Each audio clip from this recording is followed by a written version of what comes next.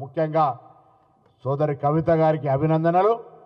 మీ పార్టీల ప్రభుత్వాన్ని అడిగే ముందు తెలంగాణ రాష్ట్ర సమితి ఎలియాస్ భారతీయ రాష్ట్ర సమితి మీ పార్టీలో ఉన్నటువంటి అధ్యక్ష పదవిని, కార్యనిర్వాహక అధ్యక్ష పదవిని, శాసనసభ పక్ష నాయకుడిని 3 పదవులల్లా ఒకటి ఉంచుకొని ఒకటి బీసీలకు, ఒకటి ఎస్సీలకు, ఉపసభా నాయకత్వం ఒకటి మైనారిటీలకు ఇలా అవకాశం ఇచ్చి మీ నిబద్ధతను చాటుకొని ప్రభుత్వాన్ని ప్రశ్నించే అవకాశాన్ని తీసుకోమని కోరుతా ఉన్నా.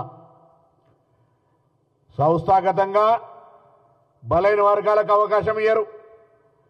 ప్రభుత్వం అధికారంలో ఉన్నప్పుడు బలైన వర్గాలకు మరి ఉప ముఖ్యమంత్రి పదవి ఇవ్వలే.